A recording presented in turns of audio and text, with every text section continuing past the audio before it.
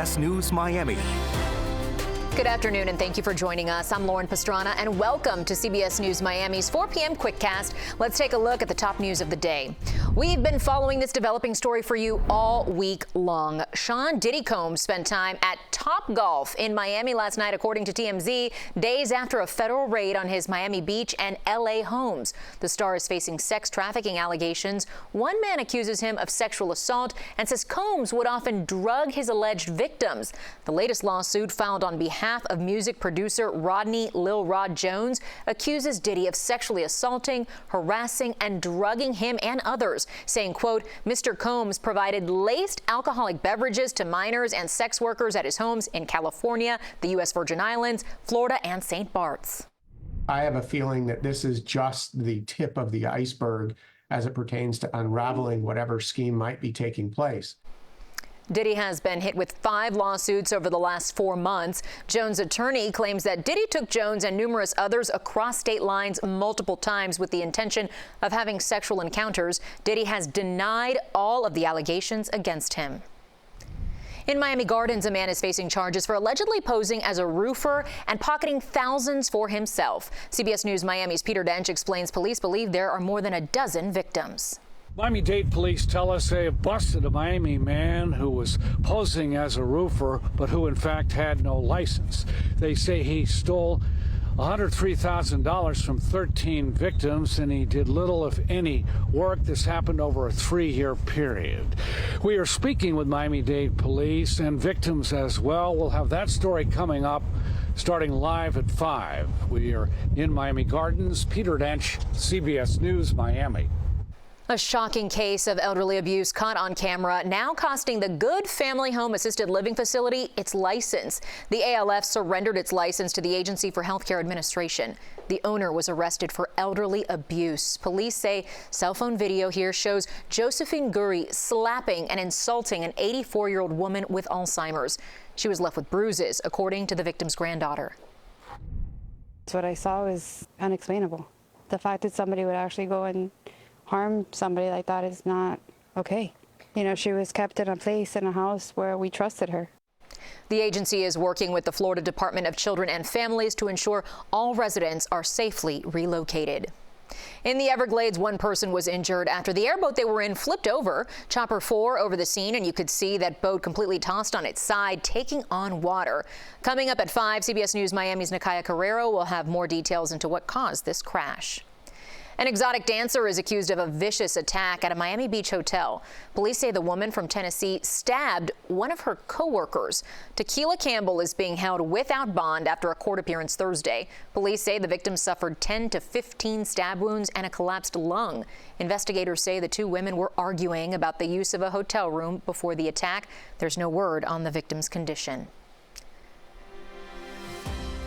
Now to the latest on the Baltimore bridge collapse. The Army Corps of Engineers says sonar mapping of the Baltimore Ship Channel will soon be complete. That will allow them to begin cutting and moving the debris from the Francis Scott Key Bridge. CBS News Miami's Willie James Inman explains the cleanup process ahead from Baltimore, Maryland. A crane capable of moving 1,000 tons at one time has arrived at the Port of Baltimore to remove the wreckage of the Francis Scott Key Bridge, sitting on top of the cargo ship that struck it. It's at least going to get cut safely into 4 pieces, and then we'll slowly and deliberately take it off the front of that vessel. But that's just the first step in cleaning up the debris and reopening the Port of Baltimore Ship Channel. The steel that you see behind us, it goes all the way to the bottom of this 50-foot channel. So all that steel's got to be safely cut and removed. The ship and chunks of the collapsed bridge need to be cleared out to help teams find the bodies of 4 construction workers still missing and presumed dead. They know that right now, unfortunately, they died, but they want to see the bodies. They really want to see the bodies and bring the bodies home. The Port of Baltimore is an important part of the U.S. economy, and President Biden has vowed to, quote, move heaven and earth to reopen it. In fact, his administration has set aside $60 million to help in cleanup efforts. The president called me yesterday, and we spoke for a few minutes, and he made it clear this was the U.S. Army Corps of Engineers' #1 priority. and I was to call him directly should we need any additional resources. When the bridge does get rebuilt, Gustavo Torres with the Latino and immigrant organization CASA says it will likely be immigrants like those who died in the collapse who will do much of the work. The Baltimore and Washington D.C. area, we have 139,000 immigrants doing this kind of job. Engineers estimate it will take years to build a new bridge. Willie James Inman, CBS News, Baltimore. Keeping an eye on Earth now. Spring is here, so now it's officially spring cleaning season, and many homes are filled with old electronics. A new report says that mismanaging electronic waste hurts the environment. The United Nations says the world generated more than 136 billion pounds of e-waste in 2022. Those metals could be difficult to extract. The UN report suggests pulling resources from recycled e-waste can help avoid billions of pounds of harmful emissions moving forward. Always alerting, always tracking. This is Next Weather.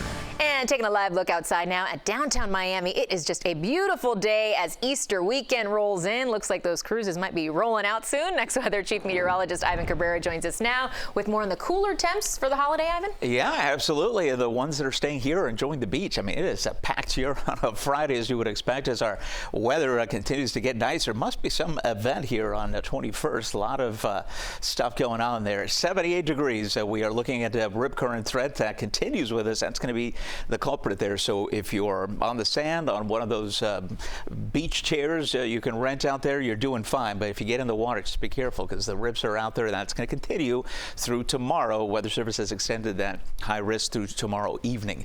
So keep that in mind with easterly winds at around 5 to 10 miles an hour. We are in the 70s. This time yesterday we were much warmer. Now the front, of course, that moved through yesterday, brought us the cool temperatures this morning.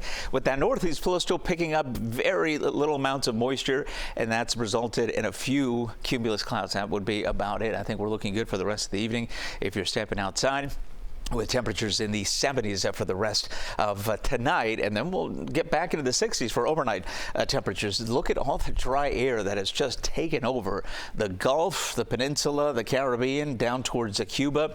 That is about as dry as it gets this time of year. Send the weather balloons up and indicating that, and I can show it to you there on those colors that depict the very dry conditions. So temperatures in the low 70s. I think we'll make a run again at upper 60s. So the weekend preview overall is still looking fantastic for both Saturday and Sunday. Dry weekend, low humidity, and even temperatures, a little bit below average. We should be about 82, so no complaints there. We should stay below 80 and hit it on this Sunday there, all the while with dry conditions as this area of high pressure really just continues dominating our weather pattern here. It will shift to the east. It will migrate east, and another front will begin to move from the north and west. So what that's going to do for us next week, we're going to get back in that south wind, and that's going to warm things back up. So we're going to go from upper 70s to upper 80s, but that's next week, so you don't have to worry about that for now. But it will come here as we check in on the forecast for the next 7 days. There's your Easter forecast looking good, dry 80. 82, 85 each and every day. With that south wind will continue to increase temperatures so that we're almost at 90 on Wednesday. Humidity also going up, so the feels like temperatures will be in the 90s. And then another front comes in, and that will knock temperatures back to average for this time of year next Thursday and Friday. Thank you, Ivan. When we come back, see why the Miami Beach Police Department is facing a new federal lawsuit that could cost them nearly $100,000.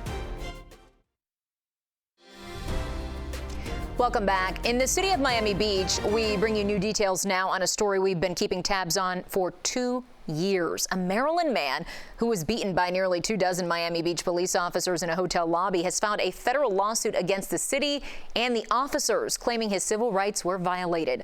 According to the Miami Herald, Delonte Crudup says in the lawsuit he was seeking refuge at the hotel where he was staying with family before officers took him down after a chase through South Beach. The lawsuit is seeking $75,000 in damages. The city of Miami Beach has not responded to questions yet about the lawsuit. And now to an update on another story we've been closely following. City of Miami Commissioner Joe Carollo is claiming victory for residents after a judge dismissed a lawsuit against him, the city, and other high-ranking city staffers. The lawsuit accused them of violating the First Amendment rights of Little Havana businessmen and weaponizing the city government against them. It's a big victory because it's showing what they're doing. It's showing that for the second time, For the second time, a judge has thrown out their complaint because they're not following the law.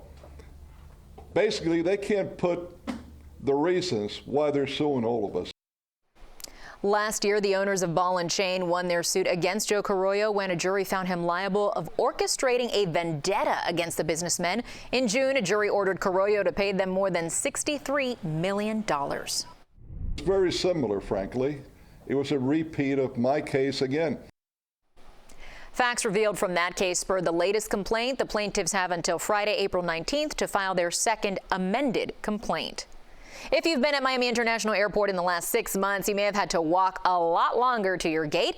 That's because the SkyTrain has been out of service. But today, things finally change. CBS News Miami's Morgan Reiner joins us from MIA. A huge relief for so many travelers here at Miami International Airport as the airport announced that this morning they are going to open up the majority of the Concourse D SkyTrain. The SkyTrain was shut down back in September after an inspection found 3 columns that support the train near Station 1 had cracks. System-wide, there are 100 columns. Since then, it has undergone 6 months of repairs and vigorous testing to tackle structural concerns. Passengers since then have had to make the trek, some up to a mile long, to get to their terminals. The airport has been offsetting the issue by providing trolleys and golf carts to move passengers. This video was released last night by MIA showing Mayor Levine Cava on the SkyTrain. While one SkyTrain station remains out of service, repair crews made enough progress fixing cracks discovered under the tracks to allow trains to resume trips for most of the mile-long track that runs above Concourse D. We understand that this decision may have caused inconvenience to some of our passengers, but taking the SkyTrain out of service to repair, strengthen, and test the system prior to reopening were the necessary steps to ensure your safety and security. Our team is hard at work to get the remainder of the system open early this summer, further enhancing the efficiency and convenience of our airport experience. The cost to fix the SkyTrain came out to about $4.1 million, but this is part of a much larger project to modernize the airport, including a new garage, a new hotel. The cost for that from the county is about $7 billion. At Miami International Airport, Morgan Reiner, CBS News, Miami. And happening today, it is Good Friday. Christians around the world are reflecting on the day they believe Jesus was crucified. The observance is a big part of the Christian Holy Week. Good Friday leads up to Easter Sunday, when they believe Jesus was resurrected. Churches across the world will hold services to mark the day, but there are other ways to observe Good Friday, including meditation, fasting, or attending a crucifixion reenactment in your area. And that's CBS News Miami's Quickcast. I'm Lauren Pastrana. Stay tuned for more news right here on CBS Miami.